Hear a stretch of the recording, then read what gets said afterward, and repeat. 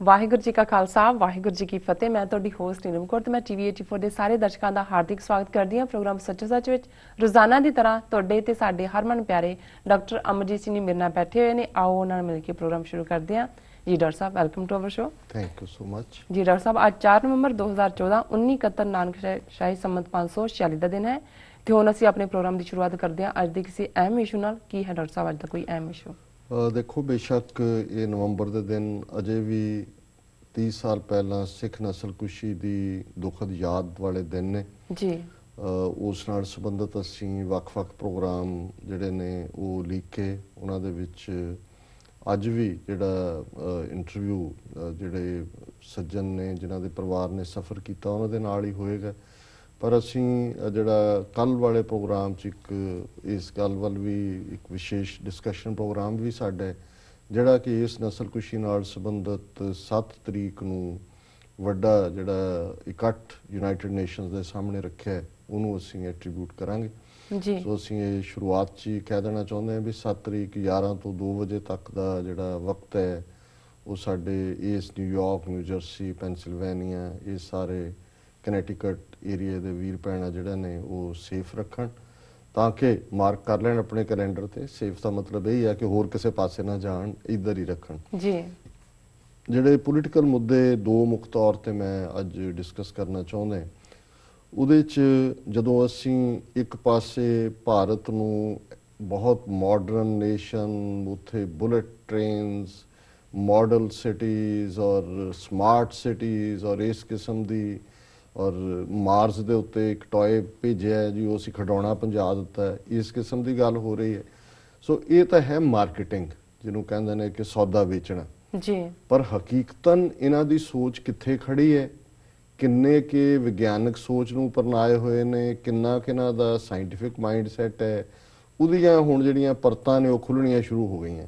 ਜਿਹੜੇ ਜਾਣਕਾਰ ਨੇ ਉਹਨੂੰ ਤਾਂ ਪਹਿਲਾਂ ਹੀ ਪਤਾ ਸੀ ਕਿ ਵੀ ਇਹ RSS ਦੀ ਟ੍ਰੇਨਿੰਗ ਕੀ ਹੈ, ਕਿਸ ਕਿਸਮ ਦਾ ਇਹ ਬਿਲਕੁਲ ਗਲਤ ਹਿਸਟਰੀ, ਗਲਤ ਸਾਰੇ ਪਾਰਟ ਨੂੰ ਹੀ ਜਿਹੜਾ ਇਹਨਾਂ ਦੇ ਦਿਮਾਗਾਂ 'ਚ ਉਹਨਾਂ ਨੇ ਜਿਹਨੂੰ ਕਹਿੰਦੇ ਨੇ ਕਿ ਠੂਸਿਆ ਹੋਇਆ ਜਾਂ ਠੋਸਿਆ ਹੋਇਆ ਜੀ। ਹੁਣ ਮੋਦੀ ਨੇ ਪਿਛਲੇ ਦਿਨਾਂ 'ਚ ਇੱਕ ਜਿਹੜਾ ਹਸਪਤਾਲ ਦਾ ਉਦਘਾਟਨ ਕੀਤਾ ਔਰ ਉੱਥੇ ਜੋ ਉਹਨੇ ਕਿਹਾ ਉਹ ਹੁਣ ਚਰਚਾ ਦਾ ਵਿਸ਼ਾ ਹੈ। BBC ਦੀ ਹਿੰਦੀ ਸਰਵਿਸ ਨੇ ਔਰ ਉੱਥੇ ਵੀ ਕਰਨ ਥਾਪਰ ਜਿਹੜਾ ਪ੍ਰਮੁੱਖ ਪੱਤਰਕਾਰ ਹੈ ਉਹਨਾਂ ਨੇ ਕਿਹਾ ਕਿ ਵੀ ਜੇ ਇਹ ਹਾਲ ਹੈ ਤਾਂ ਦੇਸ਼ ਜਾਏਗਾ ਕਿੱਧਰ ਨੂੰ ਜੀ। ਹੁਣ ਮੈਂ ਜਿਹੜੇ ਉਹਦੇ ਮੋਦੀ ਦੇ ਸ਼ਬਦ ਨੇ ਉਸ ਹਸਪਤਾਲ ਦੇ ਉਦਘਾਟਨ ਵੇਲੇ ਉਹਨਾਂ ਦਾ ਮੈਂ ਪੰਜਾਬੀ ਪਾਰਟ ਹੀ ਪੜ੍ਹਾਂਗਾ। ਉਹਦੇ 'ਚ ਉਹ ਇਹ ਕਹਿੰਦਾ ਹੈ ਕਿ ਮਹਾਭਾਰਤ ਦਾ ਕਹਿਣਾ ਹੈ ਕਿ ਕਰਨ ਮਾਂ ਦੀ ਗੋਦ 'ਚ ਪੈਦਾ ਨਹੀਂ ਸੀ ਹੋਇਆ। ਇਹਦਾ ਮਤਲਬ ਇਹ ਹੋਇਆ ਕਿ ਉਸ ਵੇਲੇ ਜੈਨੇਟਿਕ ਸਾਇੰਸ ਮੌਜੂਦ ਸੀ, ਤਾਂ ਹੀ ਤਾਂ ਮਾਂ ਦੀ ਗੋਦ ਤੋਂ ਬਿਨਾਂ ਉਹਦਾ ਜਨਮ ਹੋਇਆ। ਅਸੀਂ ਗਣੇਸ਼ ਜੀ ਦੀ ਪੂਜਾ ਕਰਦੇ ਹਾਂ, ਕੋਈ ਤਾਂ ਪਲਾਸਟਿਕ ਸਰਜਨ ਹੋਏਗਾ ਉਸ ਜ਼ਮਾਨੇ 'ਚ ਜਿਹਨੇ ਆਦਮੀ ਦੇ ਸਰੀਰ ਤੇ ਹਾਥੀ ਦਾ ਸਿਰ ਰੱਖ ਕੇ ਪਲਾਸਟਿਕ ਸਰਜਰੀ ਦੀ ਸ਼ੁਰੂਆਤ ਕੀਤੀ। ਹੁਣ ਇਹ ਤੁਸੀਂ 1 ਬਿਲੀਅਨ 30 ਮਿਲੀਅਨ ਲੋਕਾਂ ਦਾ ਪ੍ਰਧਾਨ ਮੰਤਰੀ ਹੈ ਔਰ ਇੰਡੀਆ ਨੂੰ ਇਹ ਲਿਜਾਣਾ ਚਾਹੁੰਦੇ ਨੇ, ਮਾਰਸ ਦੇ ਪਹੁੰਚਾਤਾ ਹੈ ਕਿ ਜੀ ਅਸੀਂ ਉੱਥੇ ਪਹੁੰਚ ਗਏ ਹਾਂ। ਹੁਣ ਇਹਦੇ 'ਚ ਇੱਕ ਹੁੰਦਾ ਹੈ ਉਹ ਜਿਵੇਂ ਇੱਕ ਸੀ ਕਿ ਵੀ ਕਿਸੇ ਨੇ ਮਾਸਟਰ ਨੇ ਜਾਂ ਪ੍ਰੋਫੈਸਰ ਨੇ ਪੁੱਛਿਆ ਸਟੂਡੈਂਟ ਨੂੰ ਕਿ ਫਲਾਂ ਚੀਜ਼ ਦਾ ਕੀ ਮਤਲਬ ਹੈ, ਕੋਈ ਵੀ ਸਵਾਲ, ਕੈਮਿਸਟਰੀ, ਬੋਟਨੀ, ਕਿਸੇ ਵੀ ਜੀ, ਤੇ ਉਹਨੇ ਜਿਹੜਾ ਅੱਗੋਂ ਜਵਾਬ ਦਿੱਤਾ ਉਹ ਗਲਤ ਜਵਾਬ ਸੀ। ਮਾਸਟਰ ਨੇ ਕਿਹਾ ਵੀ ਤੂੰ 2 ਗਲਤੀਆਂ ਕੀਤੀਆਂ, ਇੱਕ ਤਾਂ ਤੈਨੂੰ ਪਹਿਲੇ ਦਾ ਪਤਾ ਨਹੀਂ ਸੀ, ਹੁਣ ਜਿਹੜਾ ਤੂੰ ਜਵਾਬ ਦਿੱਤਾ ਇਹਦਾ ਮਤਲਬ ਹੈ ਵੀ ਤੈਨੂੰ ਉਹ ਵੀ ਨਹੀਂ ਸੀ ਪਤਾ ਜਾਂ ਉਹ ਵੀ ਨਹੀਂ ਪਤਾ ਹੈ ਵੀ ਉਹ ਕੀ ਹੈ। ਸੋ ਤੂੰ 2 ਜਿਹੜੇ ਨੇ ਉਹ ਗਲਤੀਆਂ ਕੀਤੀਆਂ ਨੇ ਜੀ। ਹੁਣ ਇਹਦੇ 'ਚ ਪਹਿਲਾਂ ਤਾਂ ਇਹਨਾਂ ਦੀਆਂ ਕਹਾਣੀਆਂ ਜਿਹੜੀਆਂ ਕਿ ਫਿਟ ਆਫ ਇਮੈਜੀਨੇਸ਼ਨ ਹੈ ਬ੍ਰਾਹਮਣਾਂ ਦੇ ਦਿਮਾਗ ਦੀਆਂ, ਮਿਥਿਹਾਸ ਜਿਹਨੂੰ ਕਹਿੰਦੇ ਨੇ। ਕੋਈ ਬੰਦਾ ਆਇਆ ਉਹਦੇ ਤੇ ਕੋਈ ਹਾਥੀ ਦੀ ਸੁੰਡ ਲਾਤੀ, ਉੱਤੇ ਛੱਡਤਾ, ਕੋਈ ਹਾਥੀ ਅਸਮਾਨ 'ਚ ਰਹਿ ਗਿਆ। ਚਲੋ ਉਹਨਾਂ ਦਾ ਫੇਥ ਹੈ ਜੀ, ਸਦਕੇ ਉਹਨੂੰ ਉਹ ਕਰਨ। ਪੌਰਾਣਿਕ ਕਹਾਣੀਆਂ ਇਸ ਤੇ ਹੀ ਆਧਾਰਿਤ ਨੇ, ਐਂਟਰਟੇਨਮੈਂਟ ਵੀ ਸੀ। ਕਈ ਵਾਰੀ ਲੋਕਾਂ ਨੂੰ ਸਮਝਾਉਣ ਦੇ ਲਈ ਤੁਸੀਂ ਕੋਈ ਨਾ ਕੋਈ ਇਸ ਕਿਸਮ ਦਾ ਕਹਾਣੀ ਦੀ ਸ਼ਰਨ ਲੈਂਦੇ ਹੋ ਜੀ। ਹੁਣ ਉਹਨੂੰ ਕਿਉਂਕਿ ਇਤਿਹਾਸ ਬਣਾ ਕੇ ਵੇਚਣਾ ਚਾਹੁੰਦੇ ਨੇ, ਹੈ ਤਾਂ ਇਤਿਹਾਸ ਹੈ, ਇਮੈਜੀਨੇਸ਼ਨ ਹੈ। ਹੁਣ ਉਹਨੂੰ ਇਤਿਹਾਸ ਬਣਾਉਣ ਦੇ ਚੱਕਰ 'ਚ ਸਾਇੰਸ ਦਾ ਵੀ ਬੇੜਾ ਗਰਕ ਕਰ ਰਹੇ ਨੇ ਔਰ ਇਹ ਸਾਬਤ ਕਰਨਾ ਚਾਹੁੰਦੇ ਨੇ ਕਿ ਜੀ ਸਾਡੀ ਤਾਂ ਜਿਹੜੀ ਹੈ ਬਹੁਤ ਸਾਡੀ ਪ੍ਰਾਚੀਨ ਸਾਇੰਸ ਸੀ ਜੀ। ਹੁਣ ਕਿਉਂਕਿ ਉਹ ਜਿਹੜੀਆਂ ਇਹਨਾਂ ਦੀਆਂ ਮਿਥਿਹਾਸਕ ਕਹਾਣੀਆਂ ਉਹਦੇ 'ਚ ਆਚਰਣਹੀਨਤਾ ਵੀ ਹੈ। ਹੁਣ ਚਰਨਹੀਰਤਾ ਜ਼ਾਹਰ ਹੈ, ਜੇ ਤੁਸੀਂ ਮੈਂ ਤੁਹਾਡੇ ਨਾਲ ਕੀ ਇਹ ਡਿਸਕਸ ਨਹੀਂ ਸੀ ਕਰਨਾ ਚਾਹੁੰਦਾ, ਬਟ ਹੁਣ ਇਹ ਇਸ਼ੂ ਐਸੇ ਨੇ ਕਈ ਵਾਰੀ ਤੁਹਾਨੂੰ ਹਾਈਲਾਈਟ ਕਰਨਾ, ਜੇ ਤੁਸੀਂ ਇਹਨਾਂ ਦੀਆਂ ਕਹਾਣੀਆਂ ਦੇਖੋ ਜਿਸ ਕਿਸਮ ਦਾ ਦੁਰਾਚਾਰ ਇਹਨਾਂ ਦੇ ਵਿੱਚ ਆਧਾਰਿਤ ਹੈ, ਉਹਨੂੰ ਹੁਣ ਜਸਟੀਫਾਈ ਵੀ ਕਰਨਾ ਚਾਹੁੰਦੇ ਨੇ। ਹੁਣ ਇਹ ਜਿਹੜੀ ਕਰਨ ਦੀ ਮਾਂ ਦੀ ਗੱਲ ਕਰਦਾ ਹੈ ਕਿ ਜੀ ਉਹਨੇ ਜਿਹੜਾ ਜੈਨੇਟਿਕ ਸਾਇੰਸ ਮੌਜੂਦ ਹੋਏਗੀ, ਕਰਨ ਤਾਂ ਪੈਦਾ ਹੀ ਨਹੀਂ ਸੀ ਹੋਇਆ ਮਾਂ ਦੀ ਗੋਦ 'ਚ, ਕਿਉਂਕਿ ਇਹ ਉਹਦਾ ਜਿਹੜਾ ਇਸ ਤਰੀਕੇ, ਮੈਂ ਹੁਣ ਨਹੀਂ ਕਹਾਣੀ ਨਹੀਂ ਮੈਂ ਸੁਣਾਵਾਂਗਾ ਕਿਉਂਕਿ ਉਹਦੇ 'ਚ ਇੱਕ ਅਸ਼ਲੀਲਤਾ ਦਾ ਤੱਤ ਹੈ ਜੀ, ਪਰ ਕੁੱਲ ਮਿਲਾ ਕੇ ਜਿਹੜੀ ਕਰਨ ਦੀ ਮਾਂ ਦਾ ਜਿਹੜਾ ਅਦਰਵਾਈਜ਼ ਵਤੀਰਾ ਹੈ, ਜਿਹਨੂੰ ਤੁਸੀਂ ਦੁਰਾਚਾਰ ਕਹਿੰਦੇ ਹੋ, ਕਿ ਉਹ ਕਿਉਂਕਿ ਪ੍ਰੋਪਰ ਉਹਦਾ ਬੱਚਾ ਨਹੀਂ ਸੀ, ਇਸ ਲਈ ਉਹਦਾ ਪਿਓ ਜਾਂ ਮਾਂ ਜਿਹੜੀ ਹੈ ਉਹਦੀ ਆਇਡੈਂਟੀਫਾਈ ਨਹੀਂ ਸੀ ਹੁੰਦੀ, ਉਹਨੂੰ ਕਹਾਣੀ ਸੂਰਜ ਦੇ ਨਾਲ ਜੋੜ ਦਿੱਤੀ ਕਿ ਸੂਰਜ ਦਾ ਉਹਨੇ ਮੰਤਰ ਪੜਿਆ, ਸੂਰਜ ਆਇਆ, ਉਹਦਾ ਤੇਜ ਦੇਖ ਕੇ ਉਹਨੇ ਕਿਹਾ ਨਹੀਂ ਹੁਣ ਤੂੰ ਵਾਪਸ ਚਲਾ ਜਾ, ਉਹਨੇ ਇਨਕਾਰ ਕੀਤਾ, ਔਰ ਇਹ ਜਿਹੜਾ ਕਰਨ ਹੈ ਇਹ ਉਹਦੇ ਚੋਂ ਪੈਦਾ ਹੋਇਆ ਔਰ ਇਹ ਸੂਰਜ ਦਾ ਪੁੱਤਰ ਹੈ। ਹੁਣ ਇਸ ਦੁਰਾਚਾਰੀ ਕਹਾਣੀ ਨੂੰ ਜਸਟੀਫਾਈ ਕਰਨ ਦੇ ਲਈ ਹੁਣ ਇਹ ਸਾਇੰਸ ਦਾ ਸਹਾਰਾ ਲੈ ਰਹੇ ਨੇ ਔਰ ਸਾਇੰਸ ਦਾ ਵੀ ਬੇੜਾ ਗਰਕ ਕਰ ਰਹੇ ਨੇ। ਉਹਦੇ 'ਚ ਉਹ ਇਹ ਕਹਿੰਦਾ ਹੈ ਕਿ ਜੀ ਇਹ ਕਿਉਂਕਿ ਉਸ ਵੇਲੇ ਜੈਨੇਟਿਕ ਸਾਇੰਸ ਮੌਜੂਦ ਹੋਏਗੀ ਜੀ, ਇਸ ਲਈ ਉਹ ਬਿਨਾਂ ਉਹਦੀ ਕੁੱਖ ਚੋਂ ਵੀ ਜਿਹੜਾ ਬੱਚਾ ਜਾ, ਉਹ ਟੈਸਟ ਟਿਊਬ ਬੇਬੀ ਸੀ, ਉਹ ਕੀ ਸੀ, ਹੁਣ ਗੱਲ ਉਹਨੇ ਉੱਥੇ ਹੀ ਨਹੀਂ ਮੁਕਾਈ। ਫਿਰ ਉਹਨੇ ਹੁਣ ਗਣੇਸ਼ ਜੀ ਦੀ ਪੂਜਾ ਬੜਾ ਵੱਡਾ ਕੰਮ ਹੈ, ਪਿਛਲੇ ਦਿਨਾਂ 'ਚ ਵੀ ਕਿੰਨੇ ਤਿਉਹਾਰ ਨੇ। ਹੁਣ ਗਣੇਸ਼ ਦੀ ਜਦੋਂ ਤੁਸੀਂ ਸ਼ਕਲ ਦੇਖਦੇ ਹੋ ਤੇ ਉਹ ਥੱਲੇ ਉਹਦਾ ਧੜ ਬੰਦੇ ਦਾ ਹੈ ਤੇ ਉੱਤੇ ਹਾਥੀ ਦੀ ਸੁੰਡ ਲਾਈ ਹੋਈ ਹੈ ਔਰ ਉਹਦੀ ਫਿਰ ਉਹਨਾਂ ਦੀ ਆਪਣੀ ਇੱਕ ਕਹਾਣੀ ਹੈ, ਮਿਥਿਹਾਸਕ ਕਹਾਣੀ, ਕਿ ਜਦੋਂ ਸ਼ਿਵ ਜੀ ਬਾਹਰ ਜਾਂਦਾ ਸੀ ਉਹ ਪਾਰਵਤੀ ਦੀ ਰਾਖੀ ਇਹਨੂੰ ਪੁੱਤਰ ਨੂੰ ਬਿਠਾ ਜਾਂਦਾ ਸੀ।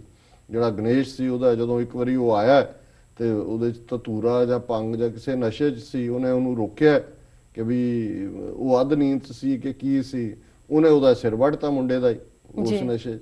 ਔਰ ਉਹਨੂੰ ਜਦੋਂ ਪਾਰਵਤੀ ਨੂੰ ਆਇਆ ਉਹਨੇ ਕਿਹਾ ਵੀ ਇਹ ਕੀ ਕੀਤਾ, ਇਹ ਤਾਂ ਤੂੰ ਸਾਰੀ ਜਿਹੜੀ ਆ ਉਹ ਧਰਤੀ ਕੰਬਣ ਲੱਗ ਗਈ ਉਹਦੇ ਗੁੱਸੇ ਨਾਲ ਪਾਰਵਤੀ ਦੇ। ਫਿਰ ਸ਼ਿਵ ਜੀ ਜੰਗਲ ਵੱਲ ਗਿਆ, ਉੱਥੋਂ ਉਹਨੂੰ ਹਾਥੀ ਨਜ਼ਰ ਆਇਆ, ਉਹ ਹਾਥੀ ਨੂੰ ਮਾਰਿਆ, ਉਹਦਾ ਸੁੰਡ ਲਿਆ ਕੇ ਉਹਨੇ ਜਿਹੜਾ ਉਹਦੇ ਗਣੇਸ਼ ਦੇ ਸਿਰ ਤੇ ਰੱਖਤੀ।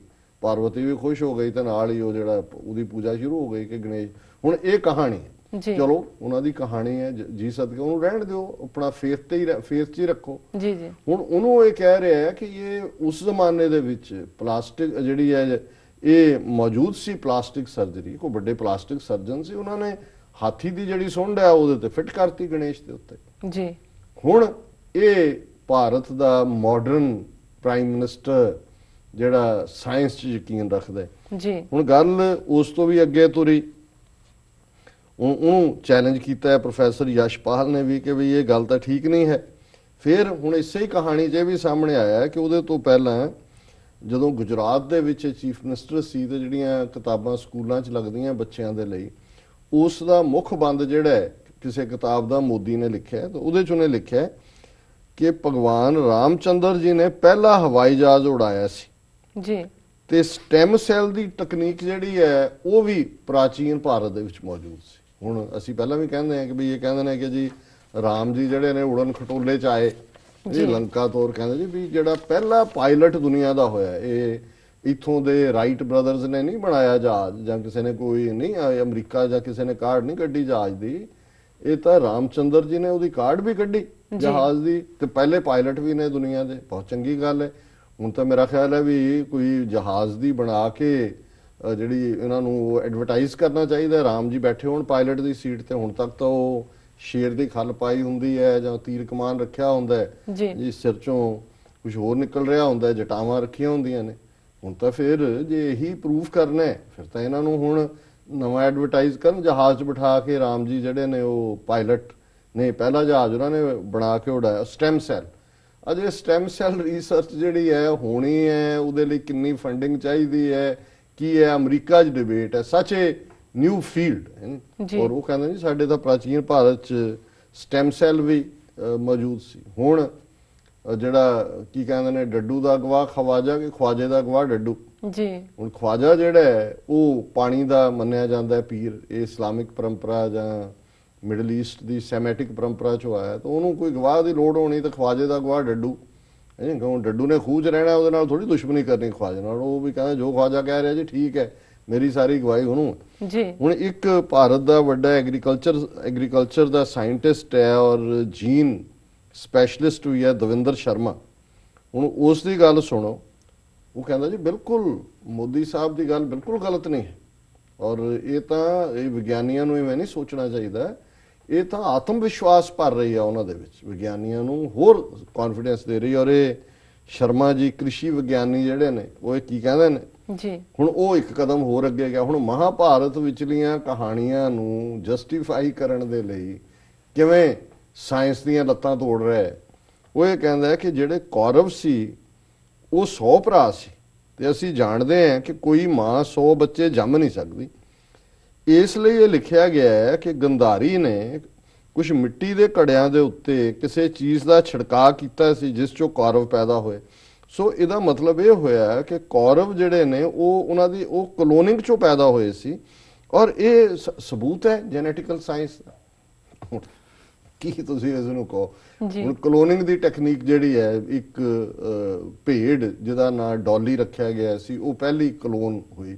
ਇਹ ਡਿਬੇਟ ਹੈ ਕਿ ਵੀ ਇਹ ਕਲੋਨਿੰਗ ਨਾਲ ਤਾਂ ਇਹ ਕਈ ਕੁਝ ਬਦਲੇਗਾ, ਸੋ ਉਹਨੂੰ ਅਜੇ ਤੱਕ ਉਹ ਹਾਲਾਂ ਉਹਦੇ ਫਾਇਦੇ ਵੀ ਹੋਣਗੇ ਸਾਇੰਟੀਫਿਕਲੀ, ਜਿਹੜੇ ਡੈਡ ਤੁਹਾਡੇ ਆਰਗਨ ਨੇ, ਜਾਂ ਜਿਵੇਂ ਹੁਣ ਤਾਂ ਲਿਵਰ ਟ੍ਰਾਂਸਪਲਾਂਟ ਹੁੰਦਾ ਹੈ ਜਾਂ ਹਾਰਟ ਹੁੰਦਾ ਹੈ, ਫਿਰ ਤੁਹਾਡਾ ਕੋਈ ਵੀ ਜਿਹੜਾ ਬਾਡੀ ਦਾ ਪਾਰਟ ਹੈ ਉਹ ਰਿਪਲੇਸ ਹੋ ਸਕਦਾ ਹੈ ਜੇ ਉਹਦੀ ਉਸੇ ਹੀ ਜਿਹੜਾ ਪਾਰਟ ਦੇ ਨਾਲ ਉਸੇ ਸੈੱਲ ਨੂੰ ਬਾਡੀ ਦੇ ਨੂੰ ਗਰੋ ਕੀਤਾ ਜਾਂਦਾ। ਹੁਣ ਇਹ ਬੜੀ ਇਸ ਦੇ ਉੱਤੇ ਅਜੇ ਐਥੀਕਲ ਡਿਬੇਟ ਹੈ ਕਿ ਕਲੋਨਿੰਗ ਓਵਰਆਲ ਫਿਰ ਹਿਊਮਨ ਰੇਸ ਨੂੰ ਕਿਵੇਂ ਇਫੈਕਟ ਕਰੇਗੀ। ਹੁਣ ਜਿਹੜੀ ਇਹਨਾਂ ਦੀ ਕਹਾਣੀ ਹੈ ਮਹਾਭਾਰਤ ਦੀ, ਉਹ ਅਗੇਨ ਹੁਣ ਕੁਝ ਚੀਜ਼ਾਂ ਨੇ ਮੈਂ ਕਹਿਣ ਤੋਂ ਗਰੇਜ਼ ਕਰਦਾ, ਪਰ ਉਹਦੇ 'ਚ ਇਹ ਹੈ ਕਿ ਵੀ ਇਹ ਜਿਹੜੇ ਨੇ 100 ਭਰਾ ਸੀ, ਧ੍ਰਿਤਰਾਸ਼ਟਰ ਪਿਓ ਇਹਨਾਂ ਦਾ ਅੰਨਾ ਸੀ, ਔਰ ਜਿਹੜੀ ਈਵਨ ਮਹਾਭਾਰਤ ਦੀ ਵੀ ਆਂਦਾ ਹੈ ਕਿ ਵੀ ਲੜਾਈ ਕਿਵੇਂ ਹੋਈ, ਉਹਦੇ 'ਚ ਉਹੀ ਹੈ ਕਿ ਵੀ ਇਹ ਭਰਾ ਕਜ਼ਨ ਸੀ ਕੌਰਵ ਤੇ ਪਾਂਡਵ, ਔਰ ਇਹ ਉਹਨਾਂ ਨੇ ਉਹਨਾਂ ਨੂੰ ਸੱਦਿਆ ਆਪਣੇ ਮਹਿਲ 'ਚ। ਇੱਕ ਐਸੀ ਥਾਂ ਸੀ ਜਿਹੜੀ ਦੇਖਣ ਨੂੰ ਸੁੱਕੀ ਲੱਗਦੀ ਸੀ ਪਰ ਪਾਣੀ ਸੀ ਉਹਦੇ 'ਚ ਜੀ, ਤੇ ਪਿਓ ਇਹਨਾਂ ਕੌਰਵਾਂ ਦਾ ਦੁਰਯੋਧਨ ਦਾ ਅੰਨਾ ਸੀ। ਤੇ ਉਹ ਜਦੋਂ ਉਸ ਭੁਲੇਖੇ ਦੇ ਵਿੱਚ ਹੀ ਜਿਹੜਾ ਦੁਰਯੋਧਨ ਹੈ ਉਹ ਤੁਰਿਆ ਗਿਆ, ਔਰ ਉਹਨੇ ਸਮਝਿਆ ਕਿ ਵੀ ਸੁੱਕੀ ਥਾਂ, ਉਹਦੀ ਡਿੱਗ ਪਿਆ ਪਾਣੀ ਸੀ ਉਹ ਜੀ, ਤੇ ਉਹ ਦ੍ਰੋਪਦੀ ਜਿਹੜੀ ਆ ਉੱਤੇ ਖਲੋਤੀ ਹੱਸਣ ਲੱਗ ਗਈ, ਕਹਿੰਦੇ ਅੰਨੇ ਦੀ ਔਲਾਦ ਅੰਨੀ ਜੀ। ਔਰ ਇਹਦੇ ਤੋਂ ਫਿਰ ਉਹ ਸਾਰਾ ਮਹਾਭਾਰਤ ਦਾ ਉਹਨੇ ਵੀ ਕਿਹਾ ਵੀ ਮੈਂ ਫਿਰ ਤੁਹਾਨੂੰ ਦੱਸਾਂਗਾ ਹੁਣ ਇਸ ਦਾ ਬਦਲਾ, ਫਿਰ ਅਗਲੀ ਕਹਾਣੀ ਹੈ ਕੀ ਹੈ। ਹੁਣ ਇਹਦੇ 'ਚ ਜੇ ਤੁਸੀਂ ਸਾਰਾ ਮਹਾਭਾਰਤ ਦੇਖੋ, ਉਹਦੇ 'ਚ ਦੁਰਯੋਧਨ ਵੱਡਾ ਸੀ, 100 ਭਰਾ, ਉਹ ਕਹਾਣੀ ਸਾਰੀ। ਹੁਣ ਕਿਉਂਕਿ ਇਹ ਇੱਕ ਕਹਾਣੀ ਹੈ, ਇਤਿਹਾਸ ਹੈ, ਹੁਣ ਉਹਨੂੰ ਇਹ ਜਸਟੀਫਾਈ ਕਰਨਾ ਚਾਹੁੰਦੇ ਨੇ। ਹੁਣ ਇਹ ਤਾਂ ਆਪ ਵੀ ਮੰਨਦੇ ਨੇ ਵੀ ਕੋਈ ਬੀਬੀ 100 ਬੱਚੇ ਦਾ, ਹਾਂ ਵੈਸੇ ਤਾਂ ਇਹ ਵੀ ਕਹਿ ਸਕਦੇ ਸੀ ਕਿ ਨਹੀਂ, ਇਹ ਹੁਣ ਤਾਂ 10-10 12-12 ਹੁੰਦੇ ਨੇ, ਉਹ ਜਿਹੜਾ 10 ਸਾਲ 'ਚ ਉਹਨੇ 10-10 ਬੱਚੇ ਜੰਮੇ ਸੀ, ਉਹ 10 ਸਾਲ 100 ਜੰਮ ਗਏ। ਪਰ ਉਹਨਾਂ ਨੇ ਹੁਣ ਇਹ ਸਹਾਰਾ ਨਹੀਂ ਲਿਆ, ਉਹਨਾਂ ਨੇ ਕਿਹਾ ਜੀ ਕਲੋਨਿੰਗ ਵਾਲੀ ਗੱਲ ਕਰੋ, ਕਿ ਜੋ ਕਹਾਣੀ ਚਾਹੁੰਦਾ ਹੈ ਕਿ ਵੀ ਜਿਹੜੀ ਉਹਨਾਂ ਦੀ ਮਾਂ ਹੈ ਧ੍ਰਿਤਰਾਸ਼ਟਰ ਦੀ ਵਹੁਟੀ ਸੀ ਗੰਧਾਰੀ, ਕੌਰਵਾਂ ਦੀ ਮਾਂ, ਕਿ ਜੀ ਉਹਨੇ ਇੱਕ ਛੋਟੇ ਛੋਟੇ ਪੌਟ ਰੱਖੇ ਸੀ, ਉਹਦੇ 'ਚ ਉਹਨੇ ਕੁਝ ਛਿੜਕਿਆ ਸੀ। ਉਹਨੇ ਕਿਹਾ ਜਿਹੜਾ ਇਹ ਛਿੜਕਿਆ ਸੀ ਨਾ, ਇਹ ਕਲੋਨਿੰਗ ਕੀਤੀ ਸੀ। ਉਹ ਜਿਹੜੇ ਕੌਰਵ ਨੇ ਉਹ ਜੰਮੇ ਨਹੀਂ ਸੀ ਹੋਏ ਮਾਂ ਦੀ ਕੁੱਖ 'ਚ, ਕਲੋਨ ਪੈਦਾ ਹੋਏ ਸੀ ਜੀ। ਹੁਣ ਇਹ ਜਿਹੜਾ ਸਾਇੰਟਿਸਟ ਦਵਿੰਦਰ ਸ਼ਰਮਾ ਹੈ, ਇਹ ਉਹਨੂੰ ਜਸਟੀਫਾਈ ਕਰ ਰਿਹਾ, ਤੇ ਅਖੀਰ 'ਚ ਉਹਨੇ BBC ਦੀ ਸਟੋਰੀ ਨੇ ਕਿਹਾ, ਉਹਨੇ ਕਿਹਾ ਵੀ ਜੇ ਇਹੀ ਗੱਲਾਂ ਕਿਤੇ ਰਾਹੁਲ ਗਾਂਧੀ ਕਹਿੰਦਾ ਜੀ ਜਾਂ ਮੁਲਾਇਮ ਸਿੰਘ ਯਾਦਵ ਕਹਿੰਦਾ, ਤੇ ਫਿਰ ਮੀਡੀਆ ਨੇ ਉਹਨਾਂ ਦਾ ਕੀ ਹਸ਼ਰ ਕਰਨਾ ਸੀ। ਤੇ ਉਹਨਾਂ ਨੇ ਕਿਹਾ ਵੀ ਇਸ ਕਦਰ ਸਾਇੰਸ ਔਰ ਧਰਮ ਦੋਨਾਂ ਦਾ ਹੀ ਜਿਹੜਾ ਮਜ਼ਾਕ ਬਣਾਉਣ ਵਾਲੀਆਂ ਇਹ ਗੱਲਾਂ, ਔਰ ਰਾਦਰ ਰਿਡੀਕਿਊਲ ਕਰਨ ਵਾਲੀਆਂ ਗੱਲਾਂ ਤੇ ਮੀਡੀਆ ਸਾਰਾ ਚੁੱਪ ਹੈ। ਔਰ ਇਹ ਵੀ ਮੇਰੀ ਕੁਦਰਤੀ ਨਜ਼ਰ ਇਹਦੇ ਤੇ BBC ਹਿੰਦੀ ਸਰਵਿਸ ਤੇ ਪਈ, ਔਰ ਇਹ ਸਟੋਰੀ ਸਾਹਮਣੇ ਆਈ। ਅਦਰਵਾਈਜ਼ ਸਾਰੇ ਮੀਡੀਆ 'ਚ ਕਿਤੇ ਦਾ ਜ਼ਿਕਰ ਤੱਕ ਨਹੀਂ ਹੈ ਕਿ ਮੋਦੀ ਨੇ ਜਿਹੜੀ ਹੈ ਹੁਣ ਉਹ ਰਾਮਚੰਦਰ ਜੀ ਨੂੰ ਪਹਿਲਾ ਪਾਇਲਟ ਬਣਾ ਦਿੱਤਾ, ਤੇ ਜਹਾਜ਼ ਵੀ ਉਹਨਾਂ ਨੇ ਬਣਾਇਆ, ਤੇ ਉਹ ਜਿਹੜੇ ਕੌਰਵ 100 ਭਰਾ ਨੇ ਉਹ ਕਲੋਨਿੰਗ 'ਚੋਂ ਜੰਮੇ, ਤੇ ਕਰਨ ਜਿਹੜਾ ਉਹ ਜੈਨੇਟਿਕਲ ਸਾਇੰਸ 'ਚੋਂ ਆਇਆ, ਉਹ ਦੂਸਰੇ ਪਾਸਿਓਂ ਆਇਆ। ਸੋ ਇਹ ਅੱਛੇ ਦਿਨ ਆ ਗਏ ਭਾਰਤ ਦੇ, ਕਿਉਂਕਿ ਇਹ ਹੁਣ ਇਹ ਸੋਚ ਕਿੱਥੇ ਲੈ ਕੇ ਜਾਏਗੀ, ਇਹ ਹੁਣ ਕਿਸੇ ਨੂੰ ਕੋਈ ਭੁਲੇਖਾ ਨਹੀਂ। ਵੈਸੇ ਸਾਡੇ ਲਈ ਤਾਂ ਚੰਗਾ ਹੈ, ਇਹਨਾਂ ਦੇ ਹੋਰ ਯੱਕੜ ਮਾਰੋ, ਇਹਨਾਂ ਦੇ ਕਮਰੇ ਜਿਹੜੇ ਨੇ ਇਹ ਆਪਣੀ ਕਲੋਨਿੰਗ 'ਚ ਆਪ ਹੀ ਯਕੀਨ ਕਰਨ, ਤੇ ਫਿਰ ਕਰਦੇ ਕਰਦੇ ਡਿੱਗਣਗੇ ਜਿੱਥੇ ਵੀ ਡਿੱਗਣਾ ਇਹਨਾਂ ਨੇ ਜੀ। ਦੂਸਰੀ ਖਬਰ ਜਿਹੜੀ ਦੱਸ ਰਹੀ ਹੈ ਵੀ ਕਸ਼ਮੀਰ ਦੇ ਵਿੱਚ ਇਹਦੇ ਬਾਵਜੂਦ ਜੰਮੂ ਕਸ਼ਮੀਰ 'ਚ ਕਿ ਕਿਸ ਕਦਰ ਫਲੱਡਸ ਲਿਆਂਦੇ ਗਏ, ਕਿੰਨਾ ਜਾਨ ਮਾਲ ਦਾ ਨੁਕਸਾਨ ਹੋਇਆ, ਇਹਦੇ ਬਾਵਜੂਦ ਕਿਉਂਕਿ ਮੋਦੀ ਔਰ ਦੂਸਰੇ ਇਹਨਾਂ ਨੂੰ ਲੱਗਦਾ ਹੈ ਕਿ ਵੀ ਸਾਡੀ ਜਿੱਤ ਦੇ ਚਾਂਸ ਨੇ, ਲੋਕ ਕੋਈ ਉਜੜੇ ਨੇ, ਕੋਈ ਉਜਾਲੀ ਕਸ਼ਮੀਰੀ ਪੰਡਤਾਂ ਦੀਆਂ ਵੋਟਾਂ ਪਾਉਣਗੇ, ਅਸਲਿਆਂ ਨੂੰ ਵੋਟਾਂ ਪਾਉਣ ਤੋਂ ਰੋਕਣਗੇ। ਤੇ ਉਹਨਾਂ ਨੇ ਚੀਫ ਇਲੈਕਸ਼ਨ ਕਮਿਸ਼ਨਰ ਤੋਂ ਆਰਡਰ ਕਰਾ ਦਿੱਤੇ। ਹੁਣ ਇਲੈਕਸ਼ਨ ਇਨ ਪਲੇਸ ਹੈ ਜੀ ਕਿ ਹੋਣੀ ਹੈ, ਸ਼ਾਇਦ ਨਵੰਬਰ ਦੇ ਐਂਡ 'ਚ ਹੈ ਜਾਂ ਕੀ ਹੈ, ਡੇਟਾ ਮੈਨੂੰ ਯਾਦ ਨਹੀਂ ਹੈ। ਔਰ ਹੁਣ ਜਿਹਨੂੰ ਕਹਿੰਦੇ ਨੇ ਰੇਨ ਆਫ ਟੈਰਰ, ਕਿ ਇੱਕ ਖੌਫ ਦੀ ਲਹਿਰ ਚਲਾਣਾ, ਉਸ ਪਾਸੇ ਵੱਲ ਇਹ ਤੁਰ ਪਏ ਨੇ। ਔਰ 2 ਦਿਨ ਪਹਿਲਾਂ ਹੀ ਜਿਹੜਾ ਵਾਕਿਆ ਹੋਇਆ ਉਹਦਾ ਹੁਣ ਰਿਐਕਸ਼ਨ, ਕਸ਼ਮੀਰ ਵਾਦੀ 'ਚ ਕਰਫਿਊ ਲੱਗੇ ਹੋਏ ਨੇ, ਕਈ ਪਾਸੇ ਵਾਇਲੈਂਸ ਹੋ ਰਹੀ ਹੈ। ਔਰ ਉਹ ਘਟਨਾ ਹੈ ਕਿ ਕਸ਼ਮੀਰ ਦਾ ਬਦਗਾਮ ਜ਼ਿਲ੍ਹੇ ਦਾ ਛਤਰਗਾਮ ਏਰੀਆ, 4 ਨੌਜਵਾਨ ਕਸ਼ਮੀਰੀ ਨੌਜਵਾਨ ਮਾਰੂਤੀ ਦੇ ਵਿੱਚ ਜਾ ਰਹੇ ਸੀ ਜੀ, ਔਰ ਸਿਕਿਉਰਿਟੀ ਫੋਰਸਿਸ ਨੇ ਬਿਨਾਂ ਕਿਸੇ ਪ੍ਰੋਵੋਕੇਸ਼ਨ ਤੋਂ, ਬਿਨਾਂ ਕਿਸੇ ਭੜਕਾਟ ਤੋਂ, ਬਿਨਾਂ ਕੋਈ ਗੱਲ ਕੀਤੇ ਅੰਧਾਧੁੰਦ ਗੋਲੀ ਚਲਾਈ। 2 ਜਿਹੜੇ ਨੌਜਵਾਨ ਨੇ ਉਹ ਮੌਕੇ ਤੇ ਮਾਰੇ ਗਏ ਔਰ 2 ਜਿਹੜੇ ਨੇ ਉਹ ਗੰਭੀਰ ਜ਼ਖਮੀ ਨੇ ਜੀ। ਹੁਣ ਇਸ ਗੱਲ ਨੂੰ ਲੈ ਕੇ ਕਸ਼ਮੀਰ ਵਾਦੀ ਦੇ ਵਿੱਚ ਬੜਾ ਤਣਾਅ, ਖਿਚਾਅ, ਹਿੰਸਾ, ਔਰ ਸ੍ਰੀਨਗਰ ਦਾ ਨੌਗਮ ਏਰੀਆ ਦੇ ਵਿੱਚ ਕਾਫੀ ਕੱਲ ਹਿੰਸਕ ਕਾਰਵਾਈਆਂ ਹੋਈਆਂ ਨੇ। ਔਰ ਪਹਿਲਾਂ ਤਾਂ ਇਹਨਾਂ ਨੇ ਕਹਾਣੀ ਘੜੀ ਕਿ ਜੀ ਆਰਮੀ ਨੇ 3 ਬੈਰੀਅਰ ਲਾਏ ਹੋਏ ਸੀ। ਇੱਕ ਬੈਰੀਅਰ ਦੇ ਉੱਤੇ ਉਹਨਾਂ ਨੂੰ ਰੋਕਿਆ ਗਿਆ, ਉਹ ਬੈਰੀਅਰ ਟੱਪ ਗਏ, ਫਿਰ ਦੂਜੇ ਤੇ ਰੋਕਿਆ ਗਿਆ, ਉਹ ਵੀ ਟੱਪ ਗਏ, ਤੀਜੇ ਤੇ ਫਿਰ ਉਹਨਾਂ ਨੂੰ ਗੋਲੀ ਮਾਰ। ਉਹ ਜਦੋਂ ਕਿ ਬਾਅਦ ਸਾਹਮਣੇ ਆਇਆ ਵੀ ਕੁਝ ਵੀ ਐਸਾ ਨਹੀਂ ਹੈ ਔਰ ਬਿਲਕੁਲ ਬਿਨਾਂ ਕਿਸੇ ਭੜਕਾਟ ਤੋਂ, ਬਿਨਾਂ ਕਿਸੇ ਕਾਰਨ ਤੋਂ। ਔਰ ਮੈਂ ਸਮਝਦਾ ਵੀ ਇਲੈਕਸ਼ਨਾਂ ਮਾਈਂਡ 'ਚ ਰੱਖਦੇ ਆ, ਉਹ ਇਸ ਕਿਸਮ ਦਾ ਮਾਹੌਲ ਸਿਰਜਣਾ ਚਾਹੁੰਦੇ ਨੇ। ਔਰ ਬੀਜੇਪੀ ਨੇ ਆਲਰੇਡੀ ਜੰਮੂ ਕਸ਼ਮੀਰ 'ਚ ਆਪਣੇ ਤੌਰ ਤੇ ਚੋਣਾਂ ਲੜਨ ਦਾ ਐਲਾਨ ਕੀਤਾ ਹੈ। ਪਿਛਲੀਆਂ ਪਾਰਲੀਮੈਂਟ ਚੋਣਾਂ ਵੇਲੇ ਅਲਾਇੰਸ ਉਹਨਾਂ ਨੇ ਕਿਹਾ ਜੀ ਨਹੀਂ, ਹੁਣ ਅਸੀਂ ਆਪਣੇ ਬਲਬੂਤੇ ਤੇ ਲੜਾਂਗੇ। ਔਰ ਉਹਨਾਂ ਨੇ ਕਾਊਂਟ ਕਰ ਲਿਆ ਹੋਇਆ ਕਿ ਵੀ ਜਿਹੜੀ ਮੁਸਲਮਾਨ ਵੋਟ ਹੈ ਉਧਰ ਫਾਰੂਕ ਅਬਦੁੱਲਾ ਦੀ ਪਾਰਟੀ ਹੈ, ਉਮਰ ਅਬਦੁੱਲਾ ਦੀ, ਉਹ ਉਧਰੋਂ ਮਹਿਬੂਬਾ ਦੀ ਪਾਰਟੀ ਸ਼ਾਇਦ PDP, ਮੁਸਲਮਾਨ ਵੋਟਾਂ ਉਹ ਵੀ ਜ਼ਿਆਦਾ ਉਹਨਾਂ ਦੀ ਕਲਾਇੰਟਲ ਮੁਸਲਮਾਨ ਹੀ ਹੈ, ਉਹਨਾਂ 'ਚ ਵੰਡੀਆਂ ਜਾਣਗੀਆਂ। ਔਰ ਸਾਨੂੰ ਸੋਲਿਡ ਹਿੰਦੂ ਔਰ ਸਿੱਖ ਵੋਟ ਤੇ ਵੀ ਕਾਊਂਟ ਕਰਦੇ ਨੇ ਜੰਮੂ 'ਚ ਔਰ ਲਦਾਖ ਦੇ ਵਿੱਚ, ਉਹ ਸਾਨੂੰ ਮਿਲਣਗੀਆਂ। ਪਰ ਕੁਛ ਨਾ ਕੁਛ ਮੁਸਲਮਾਨ ਵੋਟ ਵੀ ਖਿੱਚਣ ਦੇ ਲਈ ਉਹਨਾਂ ਨੇ ਜਿਹੜੀ ਪਹਿਲੀ ਲਿਸਟ 29 ਕੈਂਡੀਡੇਟਸ ਦੀ ਬੀਜੇਪੀ ਨੇ ਜਾਰੀ ਕੀਤੀ ਹੈ, 14 ਉਹਦੇ 'ਚ ਮੁਸਲਮਾਨ ਨਾਂ ਵਾਲੇ ਲੋਕ ਨੇ ਕਸ਼ਮੀਰ ਵੈਲੀ 'ਚ। ਪਰ ਇਸ ਗੱਲ ਨੂੰ ਦੇਖਦੇ ਆ ਕਿ ਵੀ ਉਹ ਵੋਟਾਂ ਪਾਉਣ ਨਾਲ ਇੱਕ ਮਾਹੌਲ ਜਿਹਾ ਸਿਰਜਦੇ, ਉਹ ਖੌਫ ਦਾ, ਡਰ ਦਾ। ਔਰ ਇਹ ਜਿਹੜਾ 2 ਬੇਗੁਨਾਹ ਨੌਜਵਾਨਾਂ ਨੂੰ ਮਾਰਿਆ ਗਿਆ, ਇਹ ਉਸ ਦਾ ਹੀ ਹਿੱਸਾ ਹੈ, ਕਿਉਂਕਿ ਜੰਮੂ ਲਦਾਖ ਦੇ ਵਿੱਚ ਤੇਜ਼ੀ ਨਾਲ ਵੋਟਾਂ ਪੈਣਗੀਆਂ, ਜ਼ਿਆਦਾ ਪਰਸੈਂਟੇਜ ਹੋਏਗੀ। ਇੱਥੇ ਜਿਸ ਇਲਾਕੇ ਦੇ ਵਿੱਚ ਆਲਰੇਡੀ ਇਹਨਾਂ ਦਾ ਬੀਜੇਪੀ ਦਾ ਜਾਂ ਹਿੰਦੂ ਤਵੀਆਂ ਦਾ ਕੋਈ ਚਾਂਸ ਨਹੀਂ ਹੈ, ਉਸ ਖਿੱਤੇ ਦੇ ਵਿੱਚ ਇਹ ਟੈਰਰ ਖੜਾ ਕੀਤਾ ਗਿਆ। ਔਰ ਜਦੋਂ ਹੁਣ ਇਹ ਆਇਆ ਕਿ ਵੀ ਬਿਲਕੁਲ ਬੇਗੁਨਾਹ ਸੀ, ਫੌਜ ਨੇ ਮਾਫੀ ਮੰਗੀ ਹੈ ਜੀ, ਅਸੀਂ ਮਾਫੀ ਮੰਗਦੇ ਹਾਂ, ਅਸੀਂ ਆਰਮੀ ਇਨਕੁਆਇਰੀ ਆਰਡਰ ਕਰਤੀ। ਅੱਗੇ ਕਿਸ ਕਿਸਮ ਦਾ ਚਿੱਠੀ ਸਿੰਘਪੁਰਾ 'ਚ ਭਾਰਤੀ ਫੌਜ ਏਜੰਸੀਆਂ ਨੇ 35 ਸਿੱਖ ਮਾਰੇ, ਇਸ ਗੱਲ ਨੂੰ 14 ਸਾਲ ਬੀਤ ਗਏ ਨੇ।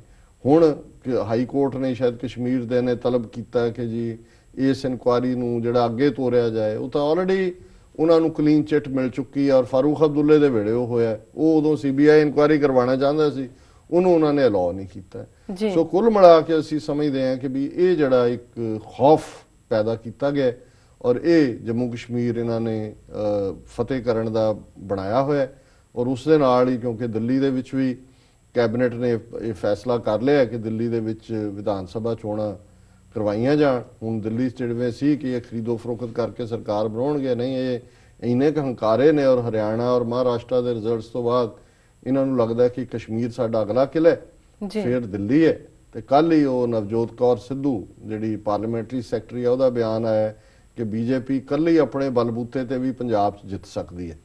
ਸੋ ਜ਼ਾਹਰ ਹੈ ਵੀ ਪੰਜਾਬ ਦੇ ਲਈ ਵੀ ਉਹਨਾਂ ਨੇ ਸਟੇਜ ਸੈੱਟ ਕਰਨੀ ਸ਼ੁਰੂ ਕਰ ਦਿੱਤੀ ਹੈ।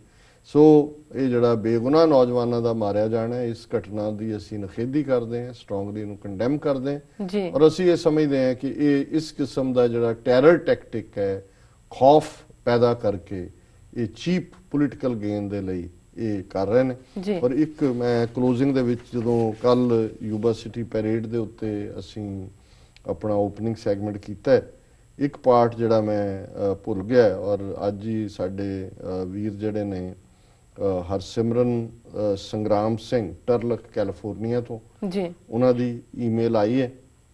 ਕਿਉਂਕਿ ਇੱਕ ਚੰਗਾ ਰੁਝਾਨ ਹੈ ਕਿ ਸਾਡਾ ਹੱਕ ਫਿਲਮ ਤੋਂ ਬਾਅਦ, ਕਿਉਂਕਿ ਉਸ ਫਿਲਮ ਨੇ ਚੰਗੀ ਬਿਜ਼ਨਸ ਕੀਤੀ, ਮੇਰਾ ਖਿਆਲ ਹੈ 20-25 ਕਰੋੜ ਰੁਪਈਆ ਬਣਾਇਆ ਉਹਨਾਂ ਨੇ। ਉਸ ਤੋਂ ਬਾਅਦ ਉੱਪਰੋਂ ਥਲੀ ਜਿਹੜੀ ਹੈ ਕੌਮ ਦੇ ਹੀਰੇ ਔਰ ਦੂਸਰੀਆਂ ਫਿਲਮਾਂ ਸਾਹਮਣੇ ਆਈਆਂ ਔਰ ਇਹ ਚੰਗੀ ਗੱਲ ਹੈ। ਔਰ ਇਸ ਵੇਲੇ ਜਿਵੇਂ ਸਾਹਮਣੇ ਆ ਕਿ ਸ਼ਾਇਦ 15-20 ਫਿਲਮਾਂ ਜਿਹੜੀਆਂ ਕਰੰਟ ਸਟਰਗਲ ਦੇ ਉੱਤੇ ਨੇ ਉਹ ਪਾਈਪਲਾਈਨ ਦੇ ਵਿੱਚ ਨੇ ਜੀ। ਸੋ ਇਹ ਇੱਕ ਫਿਲਮ ਜਿਹੜੀ ਕਿ ਪੱਤਾ ਪੱਤਾ ਸਿੰਘਾਂ ਦਾ ਵੈਰੀ ਇਹ ਬਹੁਤ ਜਲਦੀ ਰਿਲੀਜ਼ ਹੋਣ ਜਾ ਰਹੀ ਹੈ, ਸ਼ਾਇਦ ਆਉਣ ਵਾਲੇ ਦਿਨਾਂ ਦੇ ਵਿੱਚ ਹੀ, ਤਰੀਕ ਮੈਨੂੰ ਯਾਦ ਨਹੀਂ ਹੈ, ਉਹਨਾਂ ਨੇ ਮੈਂਸ਼ਨ ਤਾਂ ਕੀਤਾ ਸੀ ਜੀ। ਸੋ ਇਸ ਦਾ ਉਹਨਾਂ ਦੀ ਚਾਹਨਾ ਸੀ ਕਿ ਵੀ ਇਸ ਫਿਲਮ ਦਾ ਜਿਹੜਾ ਪੋਸਟਰ ਹੈ ਉਹਨਾਂ ਨੇ ਰਿਲੀਜ਼ ਕੀਤਾ ਹੈ ਜੀ। ਮੁੱਖ ਦੀਵਾਨ ਹਾਲ 'ਚ ਵੀ ਕੀਤਾ ਹੈ, ਔਰ ਜਿਹੜੀ ਅਸੀਂ ਸੈਟਰਡੇ ਉਸ ਤੋਂ ਪਹਿਲੀ ਸ਼ਾਮ ਸੰਘਰਸ਼ ਪੱਖੀ ਧਿਰਾਂ ਦੇ ਜਿਹੜੇ ਨੌਜਵਾਨ ਦੂਰੋਂ ਦੁਰਾਡਿਓਂ ਆਏ ਸੀ ਉਹਨਾਂ ਦੀ ਇੱਕ ਮੀਟਿੰਗ ਸੀ ਜਿਹਦੇ 'ਚ ਵਿਚਾਰ ਵਟਾਂਦਰਾ ਵੀ ਹੋਇਆ, ਉਹਦੇ 'ਚ ਉਹਨਾਂ ਦੀ ਚਾਹਨਾ ਸੀ ਕਿ ਅਸੀਂ ਉਹਨੂੰ ਰਿਲੀਜ਼ ਕਰੀਏ ਪੋਸਟਰ ਨੂੰ।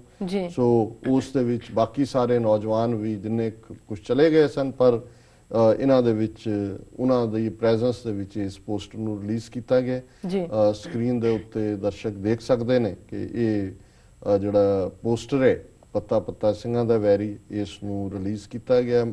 ਇੱਕ ਪਿਕਚਰ ਦੀਵਾਨ ਹਾਲ ਦੀ ਹੈ, ਇੱਕ ਜਿਹੜੀ ਹੈ ਉਹ ਸਾਡਾ ਜਿਹੜਾ ਸ਼ਾਮ ਦਾ ਡਿਸਕਸ਼ਨ ਸੈਸ਼ਨ ਸੀ ਉਸ ਤੋਂ ਬਾਅਦ ਦੀ ਹੈ, ਔਰ ਇੱਕ ਜਿਹੜਾ ਮੇਨ ਉੱਪਰ ਹੈ ਉਹ ਨਗਰ ਕੀਰਤਨ ਦੇ ਵਿੱਚ ਜਿਹੜਾ ਫਲੋਟ ਸ਼ਹੀਦ ਸਿੰਘਾਂ ਦਾ ਸਿੰਘਾਂ ਸਿੰਘਣੀਆਂ ਦਾ ਸੀ ਉਸ ਨਾਲ ਸੰਬੰਧਿਤ ਹੈ। ਸੋ ਅਸੀਂ ਇੰਤਜ਼ਾਰ ਕਰਾਂਗੇ ਇਸ ਫਿਲਮ ਦੇ ਆਉਣ ਦੀ, ਔਰ ਅਸੀਂ ਆਪਣੇ ਦਰਸ਼ਕਾਂ ਨੂੰ ਸਰੋਤਿਆਂ ਨੂੰ ਇਹ ਗੁਜ਼ਾਰਿਸ਼ ਵੀ ਕਰਾਂਗੇ ਕਿ ਬੇਸ਼ੱਕ ਜਦੋਂ ਵੀ ਕੋਈ ਨਵੀਂ ਫਿਲਮ ਆਉਂਦੀ ਹੈ ਜਾਂ ਨਵੀਂ ਕੋਈ ਇਸ ਬਾਰੇ ਪ੍ਰੋਗਰੈਸ ਹੁੰਦੀ ਹੈ, ਹੋ ਸਕਦਾ ਹੈ ਹਰ ਇੱਕ ਦੀ ਦ੍ਰਿਸ਼ਟੀ ਤੋਂ ਜਾਂ ਨੁਕਤਾ ਨਿਗਾਹ ਤੋਂ ਪਰਫੈਕਟ ਨਾ ਹੋਏ, ਖਾਮੀਆਂ ਵੀ ਹੋਣ, ਪਰ ਪਰਫੈਕਸ਼ਨ ਹਮੇਸ਼ਾ ਕੰਪੀਟੀਸ਼ਨ ਦੇ ਨਾਲ ਵੀ ਹੁੰਦੀ ਹੈ। ਚੰਗੀ ਗੱਲ ਹੈ, ਇੱਕ ਤੋਂ ਬਾਅਦ ਇੱਕ ਅਟੈਂਪਟ ਹੋ ਰਿਹਾ ਹੈ। ਦੂਸਰੇ ਪਾਸੇ ਧਾਰਮਿਕ ਪੱਖੋਂ ਵੀ ਜਿਹੜੀਆਂ ਨੇ, ਜਿਵੇਂ ਚਾਰ ਸਾਹਿਬਜ਼ਾਦੇ ਫਿਲਮ ਦਾ ਵੀ ਮੈਂ ਦੇਖਦਾ ਟ੍ਰੇਲਰ ਚੱਲ ਰਿਹਾ ਹੈ, ਹੋਰ ਵੀ ਆਸਪੈਕਟ ਨੇ। ਸੰਭਵ ਹੈ ਇਹਦੇ 'ਚ ਕੁਝ ਜਿਹੜੇ ਨੇ ਅਲਟੀਮੇਟਲੀ ਕਮਾਈ ਵੱਲ ਵੀ ਜਾਣਗੇ, ਪਰ ਮੈਂ ਨਹੀਂ ਸਮਝਦਾ ਵੀ ਸਾਨੂੰ ਇਸ ਗੱਲ ਦੀ ਕੋਈ ਬਹੁਤੀ ਪਰਵਾਹ ਕਰਨੀ ਚਾਹੀਦੀ ਹੈ। ਜੇ ਕਿਸੇ ਦੀ ਕਮਾਈ ਵੀ ਹੁੰਦੀ ਹੈ ਤੇ ਕੌਮ ਦਾ ਮੈਸੇਜ ਵੀ ਜਾਂਦਾ ਹੈ, ਔਰ ਆਪਣੇ ਜਿਹੜੇ ਸਾਡੇ ਬੱਚੇ ਬੱਚੀਆਂ ਨੇ ਜਿਨ੍ਹਾਂ ਦੇ ਲਈ ਜ਼ਿਆਦਾ ਜਿਹੜੀ ਜਾਣਕਾਰੀ ਹੈ ਉਹਨਾਂ ਦੇ ਲਈ ਅੱਜ ਕੱਲ੍ਹ ਇਹ ਫਿਲਮ ਹੈ ਜਾਂ WhatsApp ਔਰ ਦੂਸਰੇ ਤੀਸਰੇ ਸਾਧਨ ਨੇ, ਫੇਸਬੁੱਕਸ ਨੇ। ਸਾਨੂੰ ਮੈਂ ਹਾਲਾਂਕਿ ਕੋਈ ਲੇਟੈਸਟ ਵਰਸਟ ਜਿਹੜਾ ਆਪਣੇ ਆਪ ਨੂੰ ਨਹੀਂ ਰੱਖਦਾ ਵੈਲ ਵਰਸਡ ਵਿਦ ਦਾ ਟੈਕਨੋਲੋਜੀ, ਅਸੀਂ ਪੁਰਾਣੀ ਜਨਰੇਸ਼ਨ ਹੈ, ਸਾਨੂੰ ਪੁਰਾਣੇ ਕੰਨ ਨਾਲ ਲਾ ਕੇ ਸੁਣਨ ਵਾਲੀ ਆਦਤ ਹੀ ਹੈ, ਪਰ ਨਵੀਂ ਜਨਰੇਸ਼ਨ ਦਾ ਜਿਹੜਾ ਇਹ ਉਹਨਾਂ ਦੇ ਲਈ ਫਿਲਮਸ ਔਰ ਇਹ ਸਾਰਾ ਬਹੁਤ ਮੈਟਰ ਕਰਦਾ ਹੈ। ਸਾਡੇ ਜ਼ਮਾਨੇ 'ਚ ਤਾਂ ਫਿਲਮ ਜਾਂ ਸਿਨੇਮੇ ਦਾ ਮਤਲਬ ਹੁੰਦਾ ਸੀ ਵਿਗੜੇ ਹੋਏ ਮੁੰਡੇ, ਕੌਣ ਜਾ ਸਕਦਾ ਸੀ, ਡੇਅਰ ਕਰ ਸਕਦਾ ਸੀ ਸਿਨੇਮੇ ਜਾ ਕੇ ਕੋਈ ਫਿਲਮ ਦੇਖੇ, ਉਹ ਹੁੰਦਾ ਸੀ ਵੀ ਇਹ ਲੋਫਰਾਂ ਲਫੰਗਿਆਂ ਦਾ ਕੰਮ ਹੈ। ਪਰ ਹੁਣ ਤਾਂ ਇਹ ਜਿਹੜਾ ਤੁਹਾਡੇ ਸਾਹਮਣੇ ਹੁੰਦੀ ਹੈ। ਸੋ ਅਸੀਂ ਜਿਨ੍ਹਾਂ ਨੇ ਵੀ ਇਹ ਉਦਮ ਕੀਤਾ ਵੀਰਾਂ ਭੈਣਾਂ ਨੇ, ਉਹਨਾਂ ਦੀ ਵੀ ਸ਼ਲਾਘਾ ਕਰਦੇ ਹਾਂ ਔਰ ਰਿਕਮੈਂਡ ਵੀ ਕਰਦੇ ਹਾਂ ਕਿ ਵੀ ਕਿਉਂਕਿ ਫਿਲਮ ਟਾਈਟਲ ਸੌਂਗ ਸ਼ਾਇਦ ਹੰਸਰਾਜ ਹੰਸ ਦਾ ਹੀ ਇੱਕ ਸੌਂਗ ਸੀ ਜਦੋਂ ਉਹਨੇ ਜਿਨ੍ਹਾਂ ਦਿਨਾਂ 'ਚ ਉਹ ਭਲੀ ਗਾਇਕੀ ਕਰਦਾ ਸੀ। ਭਲੀ ਇਸ ਲਈ ਸੀ ਕਿ ਉਦੋਂ ਜੁਝਾਰੂਆਂ ਦਾ ਦੌਰਾ ਸੀ ਤੇ ਪੱਤਾ ਪੱਤਾ ਸਿੰਘਾਂ ਦਾ ਵੈਰੀ ਸੀ। ਫਿਰ ਹੁਣ ਸੂਫੀਆਂ ਦਾ ਗਾਉਣਾ ਪਿਓ ਉਹ ਵੀ ਗਾ ਆਉਂਦਾ ਹੈ, ਪਾਕਿਸਤਾਨ ਜਾ ਕੇ ਜਿਹੜਾ ਉਹ ਦੂਸਰਾ ਵੀ ਨਾਤਾਂ ਵੀ ਸੁਣਾ ਹੈ। ਇੱਥੇ ਜਿਹੜਾ ਹੈ ਮੇਰਾ ਖਿਆਲ ਹੈ ਉਹ ਉਹਨਾਂ ਦੇ ਸਮਾਗਮ 'ਚ ਵੀ ਸ਼ਾਇਦ ਨਰਕਧਾਰੀਆਂ ਦੇ ਸਮਾਗਮ 'ਚ ਗਿਆ ਕਿ ਕਹਿੰਦਾ ਉੱਥੇ ਵੀ ਜਾ ਹੈ। ਪਰ ਇਹ ਕਿਉਂਕਿ ਪੱਤਾ ਪੱਤਾ ਸਿੰਘਾਂ ਦਾ ਵੈਰੀ ਇਹ ਸਾਡੇ ਇਤਿਹਾਸ ਦੇ ਉਸ ਪੱਖ ਨੂੰ 18ਵੀਂ ਸਦੀ ਤੋਂ ਹੀ ਬਿਆਨ ਕਰਦਾ ਹੈ। ਸੋ ਥੀਮ ਇਹੀ ਹੈ। ਸੋ ਅਸੀਂ ਇਹਨੂੰ ਰਿਕਮੈਂਡ ਵੀ ਕਰਾਂਗੇ ਕਿ ਵੀ ਇਸ ਨੂੰ ਜ਼ਰੂਰ ਦੇਖਣ ਦਰਸ਼ਕ ਔਰ ਸਰੋਤੇ ਜਦੋਂ ਵੀ ਇਹ ਰਿਲੀਜ਼ ਹੁੰਦੀ ਹੈ। ਜੀ ਡਾਕਟਰ ਸਾਹਿਬ ਤੁਹਾਡਾ ਬਹੁਤ ਬਹੁਤ ਸ਼ੁਕਰੀਆ। ਇਸ ਨਾਲ ਨੇ ਬ੍ਰੇਕ। ਵੀਅਰਸ ਤੁਸੀਂ ਕਿਤੇ ਨਹੀਂ ਜਾਣਾ, ਮਿਲਦੇ ਹਾਂ ਛੋਟੇ ਜਿਹੇ ਵਕਫੇ ਤੋਂ ਬਾਅਦ।